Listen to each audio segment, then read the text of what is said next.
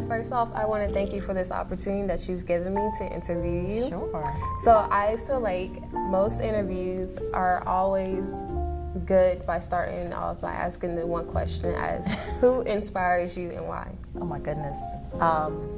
At this time in my life, as a dance teacher and a dancer, my youngest students inspire me. The 2 and 3, 4 and 5-year-olds.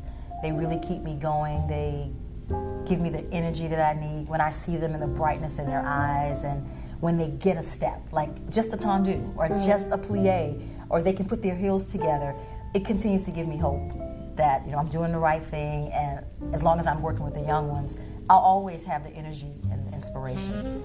Yeah. And God. Yeah. Every morning, like getting up, just being able to put my feet on the ground and to be able to just walk every day. Yeah. All right, so when and where did you begin dancing? Wow, it seems like it's so long ago. My mother said that when I started to be able to sit up, she would always put me by. Back then we used to have in the 70s these things that were called consoles. So it's a long piece of furniture with a turntable on the inside and a radio. So she would sit me next to it, and she said I was always rocking and twirling. And when I got up, I started walking and dancing. So at 18 months, my mom found a dance studio in New Orleans, Louisiana, and enrolled me in dance. And the rest is history. I mean, I have danced pretty much my entire life. Yeah. So you pretty much kind of answered the next part of my question. Is basically why dance and what attracts you about dance? Oh my God. Dance chose me.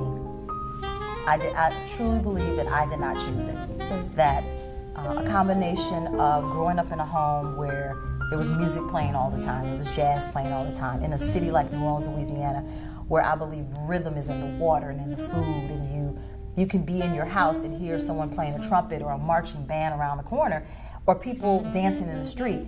It was a part of my life growing up in New Orleans. And then when it got to the point where, my mother put me in and I started training, it was a choice, because there were times when I missed someone's birthday party, or when I got in high school and I couldn't be a dancing girl, or a parade was going on in New Orleans and I have to go through this parade like, oh my God, I'm going to rehearsal. But it was a choice. And I think that dance gave me something that no one could take away from me necessarily. It gave me an outlet and a view of the world that was bigger than New Orleans, that was bigger than New York. Through visual art and music, dance was just I would say, the platform that just opened the world to me. I love that answer. Yeah. So, did you instantly click with dance, or did oftentimes you struggle? God, I don't ever really remember. I mean, obviously the physical struggle is there. That's a given. I don't ever really remember having a mental challenge, or do I want to do this? Okay. There were times where I was the only African American, and maybe my hips weren't as open as other dancers. Maybe my hair didn't slick back as much as another dancer, but there was never really any particular struggles. I was really, really blessed. That's why I said I think that dance shows me that God gave me that passion and that talent. My mother heard it and got right on it, because dance has been easy for me. When I started dancing professionally, but of course there were those challenges of the strict diet, the strict sleep schedule. But I did it because I love dance. Yeah.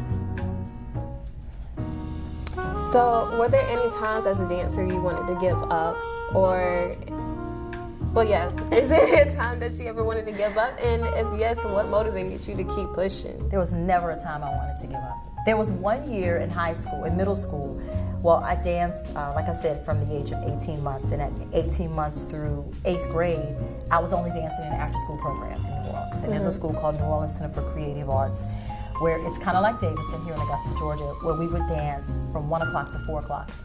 I auditioned and got in the program. I was the youngest dancer ever to be enrolled in the program.